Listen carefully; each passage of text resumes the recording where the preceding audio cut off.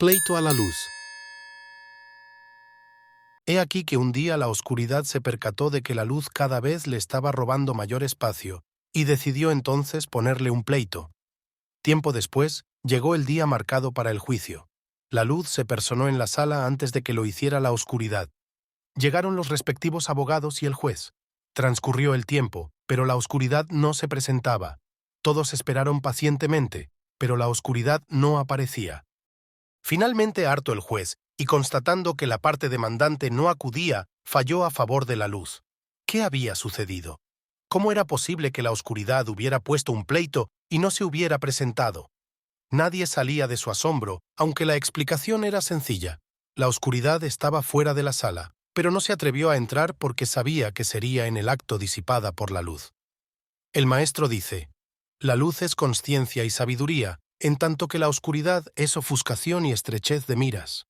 Si te estableces en la sabiduría, ¿hay lugar para la ofuscación? ¿La verdad es la verdad? El rey había entrado en un estado de honda reflexión durante los últimos días. Estaba pensativo y ausente. Se hacía muchas preguntas, entre otras por qué los seres humanos no eran mejores. Sin poder resolver este último interrogante, pidió que trajeran a su presencia a un ermitaño que moraba en un bosque cercano y que llevaba años dedicado a la meditación, habiendo cobrado fama de sabio y ecuánime. Solo porque se lo exigieron, el eremita abandonó la inmensa paz del bosque. «Señor, ¿qué deseas de mí?», preguntó ante el meditabundo monarca. «He oído hablar mucho de ti», dijo el rey. «Sé que apenas hablas, que no gustas de honores ni placeres, que no haces diferencia entre un trozo de oro y uno de arcilla, pero todos dicen que eres un sabio». «La gente dice, señor», repuso indiferente el ermitaño. «A propósito de la gente quiero preguntarte», dijo el monarca, «¿cómo lograr que la gente sea mejor?» «Puedo decirte, señor», repuso el ermitaño, «que las leyes por sí mismas no bastan en absoluto para hacer mejor a la gente. El ser humano tiene que cultivar ciertas actitudes y practicar ciertos métodos para alcanzar la verdad de orden superior y la clara comprensión. Esa verdad de orden superior tiene, desde luego, muy poco que ver con la verdad ordinaria». El rey se quedó dubitativo.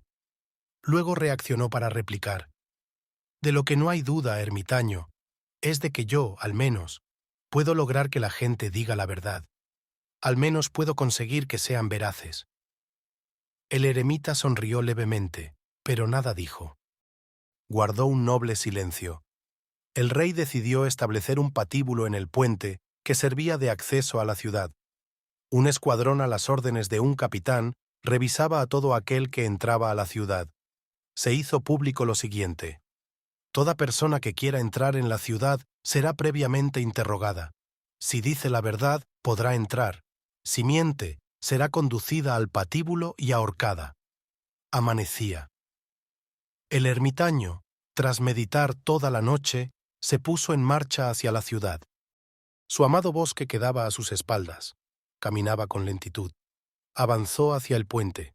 El capitán se interpuso en su camino y le preguntó: «¿A dónde vas?». «Voy camino de la horca para que podáis ahorcarme», repuso sereno el eremita. El capitán aseveró: «No lo creo». «Pues bien, capitán, si he mentido, ahórcame».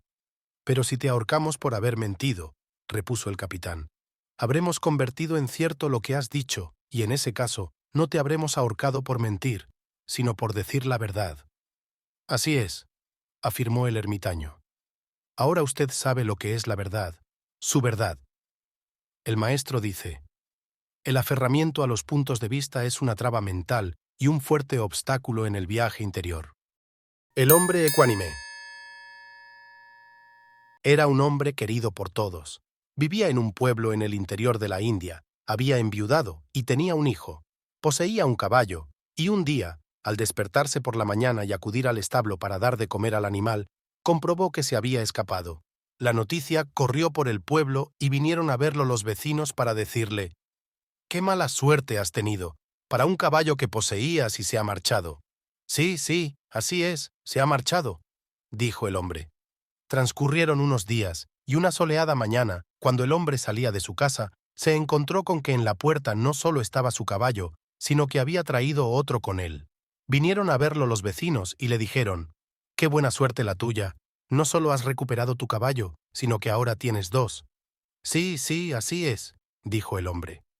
Al disponer de 2 caballos, ahora podía salir a montar con su hijo.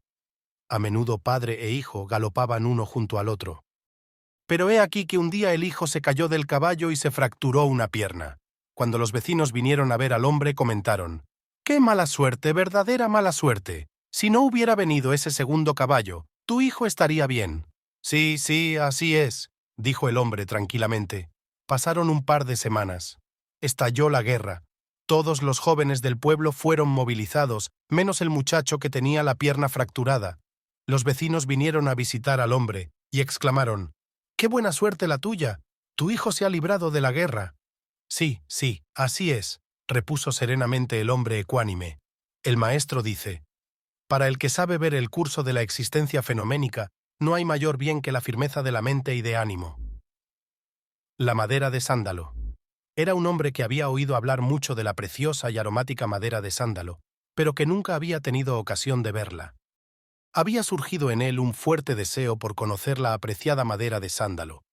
Para satisfacer su propósito, decidió escribir a todos sus amigos y solicitarles un trozo de madera de esta clase. Pensó que alguno tendría la bondad de enviársela. Así, comenzó a escribir cartas y cartas durante varios días, siempre con el mismo ruego: «Por favor, enviadme madera de sándalo». Pero un día, de súbito, mientras estaba ante el papel, pensativo, mordisqueó el lápiz con el que tantas cartas escribiera, y de repente olió la madera del lápiz y descubrió que era de sándalo. El maestro dice: «Si la percepción está embotada, se estrella en las apariencias de las cosas». Si dañas, main dañas. Parvati es una de las diosas más amorosa, benevolente y misericordiosa del panteón hindú. Es la consorte de Shiva y se manifiesta como extraordinariamente compasiva. Cierto día, uno de sus hijos, Kartikeya, hirió a una gata con sus uñas. De regreso a casa, corrió hasta su madre para darle un beso, pero al aproximarse al bello rostro de la diosa, se dio cuenta de que ésta tenía un arañazo en la mejilla. «Madre», dijo Kartikeya, «hay una herida en tu mejilla. ¿Qué te ha sucedido?». Con sus ojos de noche inmensa y profunda, la amorosa diosa miró a su querido hijo. Era su voz melancólica y dulce cuando explicó: «Se trata de un arañazo hecho con tus uñas». «Pero madre», se apresuró a decir el joven, «yo jamás osaría dañarte en lo más mínimo. No hay ser al que yo ame tanto como a ti, querida madre». Una refrescante sonrisa de aurora se dibujó en los labios de la diosa. «Hijo mío», dijo, «¿acaso has olvidado que esta mañana arañaste a una gata?». «Así fue, madre», repuso Kartikeya. «Pues, hijo mío, ¿es que no sabes ya que nada existe en este mundo excepto yo? ¿No soy yo misma la creación entera? Al arañar a esa gata, me estabas arañando a mí misma. El maestro dice: al herir, te hieres. A quien quiera que dañes, te dañas a ti mismo».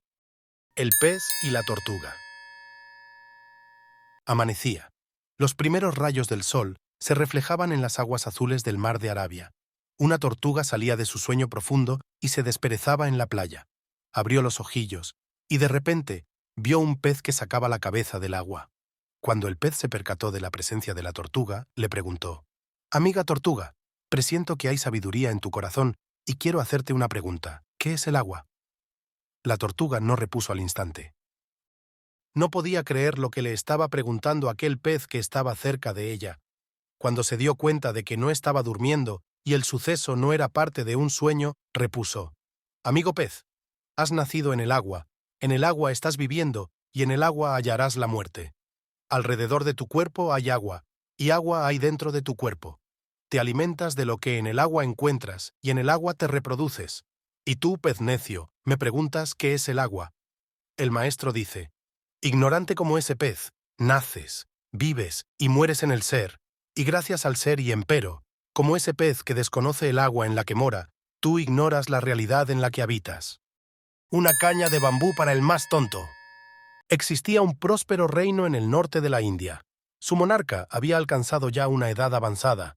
Un día hizo llamar a un yogi que vivía dedicado a la meditación profunda en el bosque y dijo: «Hombre piadoso, tu rey quiere que tomes esta caña de bambú y que recorras todo el reino con ella».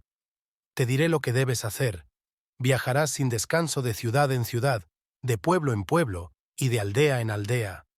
Cuando encuentres a una persona que consideres la más tonta, deberás entregarle esta caña. Aunque no reconozca otro rey que mi verdadero yo interior, señor, habré de hacer lo que me dices por complacerte. Me pondré en camino enseguida. El yogui cogió la caña que le había dado el monarca y partió raudo. Viajó sin descanso, llegando sus pies a todos los caminos de la India. Recorrió muchos lugares y conoció muchas personas, pero no halló ningún ser humano al que considerase el más tonto. Transcurrieron algunos meses y volvió hasta el palacio del rey. Tuvo noticias de que el monarca había enfermado de gravedad y corrió hasta sus aposentos. Los médicos le explicaron al yogui que el rey estaba en la antesala de la muerte y se esperaba un fatal desenlace en minutos. El yogui se aproximó al lecho del moribundo. Con voz quebrada pero audible, el monarca se lamentaba. «¡Qué desafortunado soy, qué desafortunado! Toda mi vida acumulando enormes riquezas y ¿qué haré ahora para llevarlas conmigo? No quiero dejarlas, no quiero dejarlas». El yogui entregó la caña de bambú al rey. El maestro dice: «Puedes ser un monarca, pero de nada sirve si tu actitud es la de un mendigo. Solo aquello que acumulas dentro de ti mismo te pertenece. No hay otro tesoro que el amor». La paloma y la rosa. La incipiente claridad del día comenzaba a disipar las tinieblas de una noche tibia y hermosa. Una paloma, revoloteando y revoloteando, penetró en un pequeño y recoleto templo de la India. Todas las paredes estaban adornadas de espejos y en ellos se reflejaba la imagen de una rosa que había situada como ofrenda en el centro del altar. La paloma, tomando las imágenes por la rosa misma, se abalanzó contra ellas, chocando violentamente una y otra vez contra las acristaladas paredes del templo, hasta que al final su frágil cuerpo reventó y halló la muerte. Entonces, el cuerpo de la paloma, todavía caliente, cayó justo sobre la rosa. El maestro dice: «No apuntes a las apariencias, sino a la realidad. No te extravíes en la diversidad, sino que debes establecerte en la unidad». Los brazaletes de oro. Había una mujer que a fuerza de una actitud recta y perseverante había obtenido grandes logros espirituales.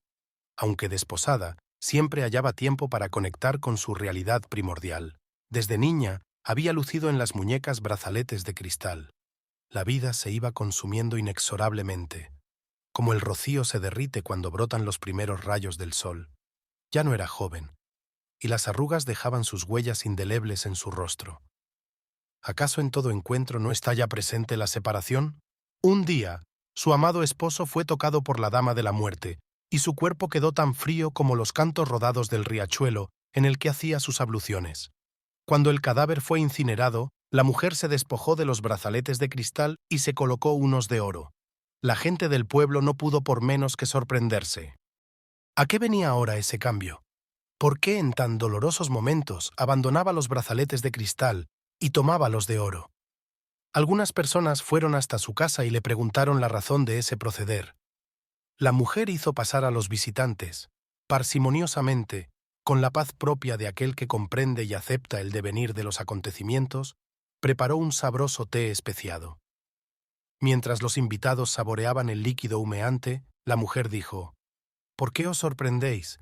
Antes, mi marido era tan frágil como los brazaletes de cristal, pero ahora él es fuerte y permanente como estos brazaletes de oro. El maestro dice: ¿a quién no alcanza la muerte del cuerpo? Pero aquello que realmente anima el cuerpo es vigoroso y perdurable». Un yogui al borde del camino. Era un yogui errante que había obtenido un gran progreso interior. Se sentó a la orilla de un camino y de manera natural entró en éxtasis. Estaba en tan elevado estado de consciencia que se encontraba ausente de todo lo circundante.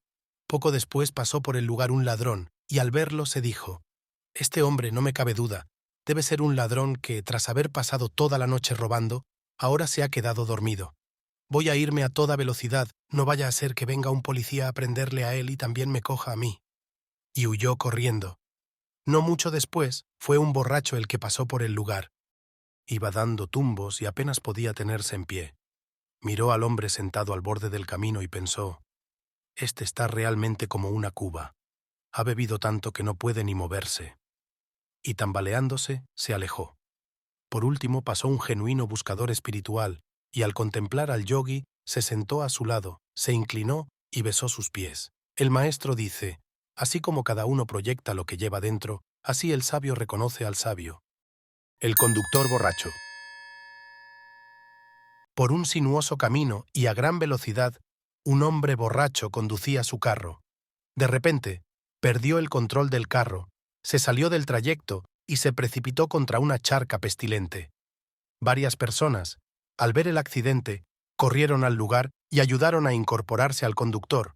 No podía ocultar su borrachera, y entonces uno de sus auxiliadores le dijo: ¿Pero es que no ha leído usted el célebre tratado de Narain Gupta extendiéndose sobre los efectos perjudiciales del alcohol? Y el ebrio conductor, sin dejar de hipar, tartamudeó: Yo soy Narain Gupta. El maestro dice: así procede el falso gurú. Cada hombre, una doctrina.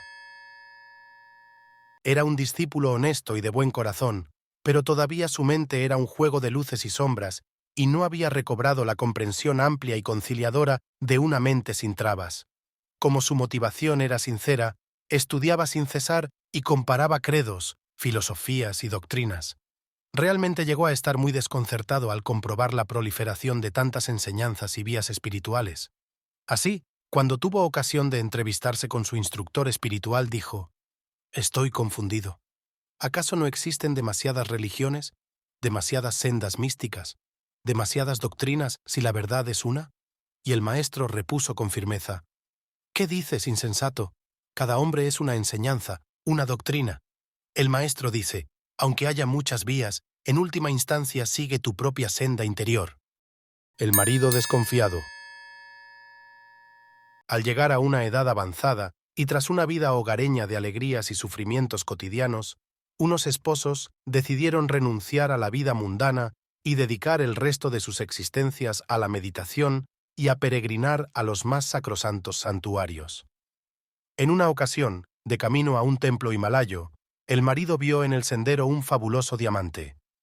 Con gran rapidez, colocó uno de sus pies sobre la joya para ocultarla, pensando que, si su mujer la veía, tal vez surgiera en ella un sentimiento de codicia que pudiese contaminar su mente y retrasar su evolución mística.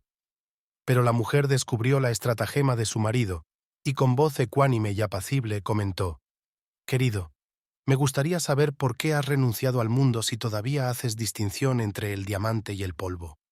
El maestro dice: para aquel que se ha establecido en la realidad, ganancia y pérdida, victoria y derrota, son impostores, porque el que ve con sabiduría no hace distinción entre uno y otro».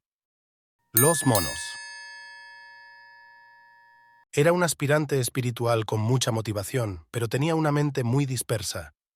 Tuvo noticias de un sobresaliente mentor y no dudó en desplazarse hasta donde vivía y decirle: «Respetado maestro, perdona que te moleste, pero mi gratitud sería enorme si pudieras proporcionarme un tema de meditación, puesto que tengo decidido retirarme al bosque durante unas semanas para meditar sin descanso. Me complace tu decisión. Ve al bosque y estate contigo mismo. Puedes meditar en todo aquello que quieras, excepto en monos. Trae lo que quieras a tu mente, pero no pienses en monos». El discípulo se sintió muy contento diciendo: «Qué fácil es el tema que me ha proporcionado el maestro. Sí, realmente sencillo». Se retiró a un frondoso bosque y dispuso una cabaña para la meditación. Transcurrieron las semanas y el aspirante puso término al retiro. Regresó junto al mentor y éste, nada más verlo, preguntó: «¿Qué tal te ha ido?». Apesadumbrado, el aspirante repuso: «Ha sido agotador. Traté incansablemente de pensar en algo que no fuesen monos, pero los monos iban y venían por mi mente sin poderlo evitar. En realidad, llegó un momento en que solo pensaba en monos. El maestro dice: la mente es amiga y enemiga, es una mala dueña, pero una buena aliada. Por eso es necesario aprender a contener el pensamiento y poner la mente bajo el yugo de la voluntad». Un ermitaño en la corte. En la corte real tuvo lugar un fastuoso banquete. Todo se había dispuesto de tal manera que cada persona se sentaba a la mesa de acuerdo con su rango. Todavía no había llegado el monarca al banquete, cuando apareció un ermitaño muy pobremente vestido, y al que todos tomaron por un pordiosero.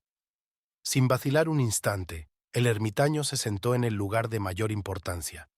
Este insólito comportamiento indignó al primer ministro, quien ásperamente le preguntó: ¿Acaso eres un visir? Mi rango es superior al de visir, repuso el ermitaño. ¿Acaso eres un primer ministro? Mi rango es superior al de primer ministro. Enfurecido, el primer ministro inquirió: ¿Acaso eres el mismo rey? Mi rango es superior al del rey. ¿Acaso eres Dios? Preguntó mordazmente el primer ministro. Mi rango es superior al de Dios. Fuera de sí, el primer ministro vociferó: Nada es superior a Dios.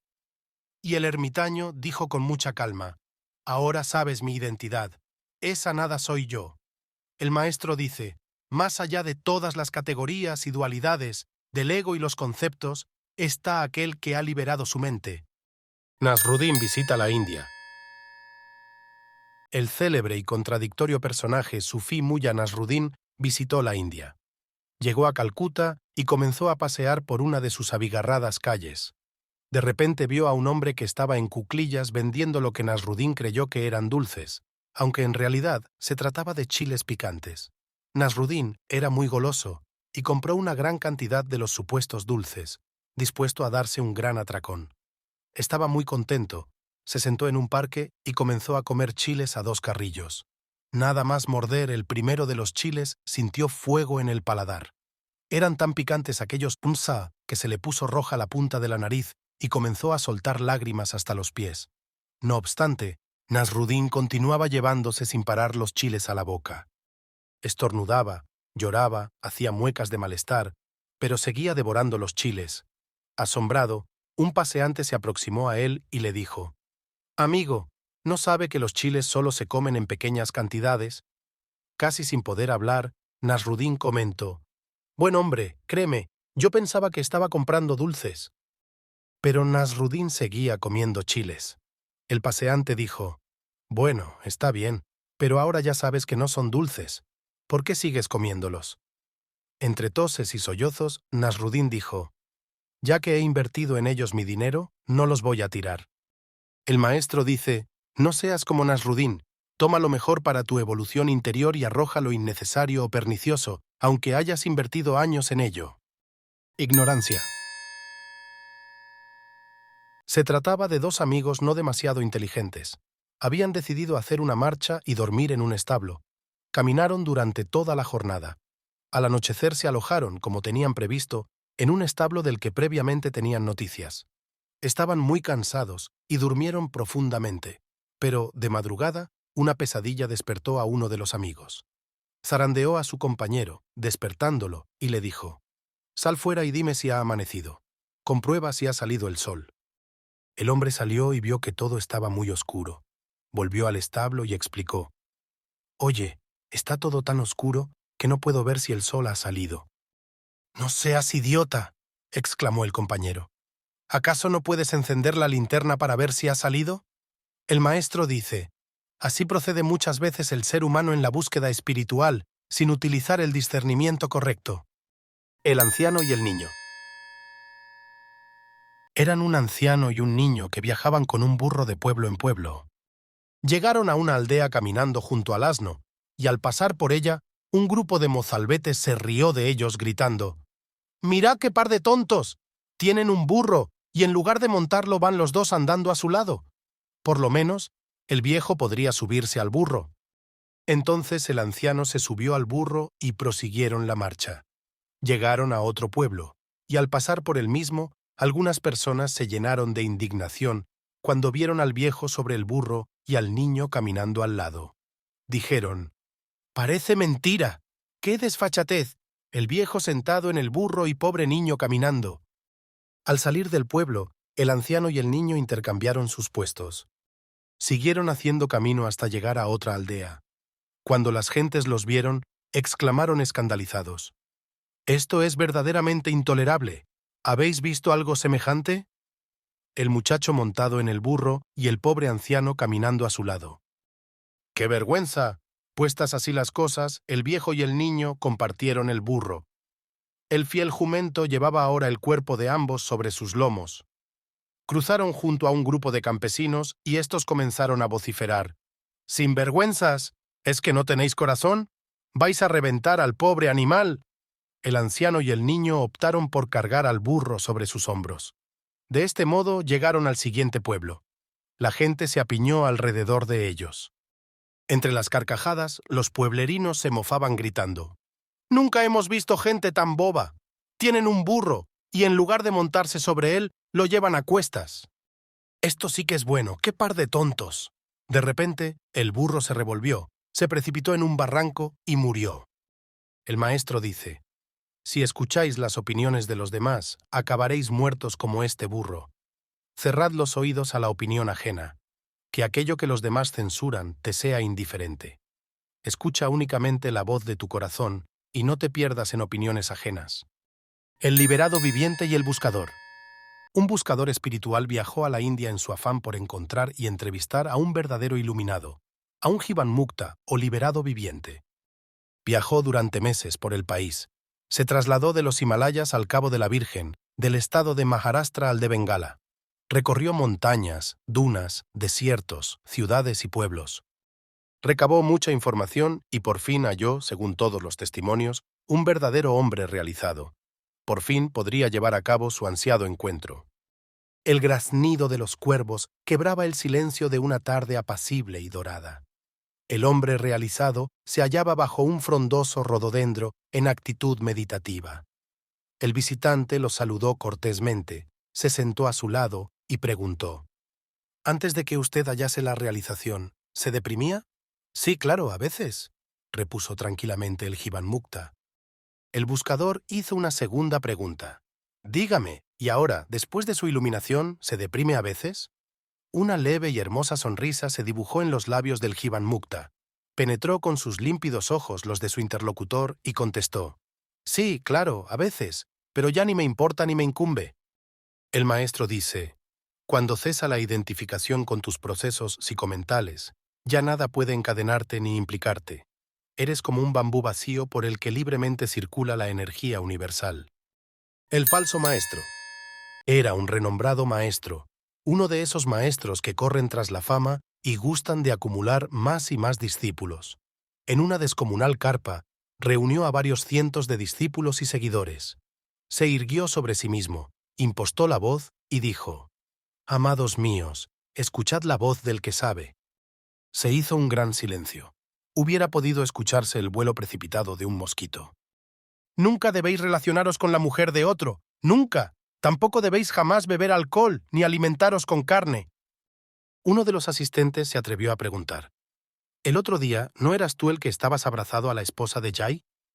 «Sí, yo era», repuso el maestro. Entonces otro oyente preguntó: «¿No te vi a ti el otro anochecer bebiendo en la taberna?» «Ese era yo», contestó el maestro. Un tercer hombre interrogó al maestro: «¿No eras tú el que el otro día comías carne en el mercado?» «Efectivamente», afirmó el maestro. En ese momento todos los asistentes se sintieron indignados y comenzaron a protestar. «Entonces, ¿por qué nos pides a nosotros que no hagamos lo que tú haces?» Y el falso maestro repuso: «Porque yo enseño, pero no practico». El maestro dice: «Si no encuentras un verdadero maestro al que seguir, conviértete tú mismo en maestro. En última instancia, tú eres tu discípulo y tu maestro». Si hubiera tenido un poco más de tiempo. Con algunos ahorros, un hombre de un pueblo de la India compró un burro joven. La persona que se lo vendió le previno de la cantidad de comida que tenía que procurarle todos los días. Pero el nuevo propietario pensó que tal cantidad era excesiva y comenzó a restar comida día a día al pollino. Hasta tal punto disminuyó la ración de alimento al asno que un día el pobre animal amaneció muerto. Entonces el hombre comenzó a gimotear y a lamentarse así: «¡Qué desgracia! ¡Vaya fatalidad! Si me hubiera dado un poco más de tiempo antes de morirse, yo hubiera logrado que se acostumbrase a no comer nada en absoluto». El maestro dice: «Como este hombre son algunos negligentes y vienen, buscadores espirituales, quieren conquistar la sabiduría sin ningún ejercitamiento espiritual». Descubre más historias de la India en nuestro canal Planeta Libro.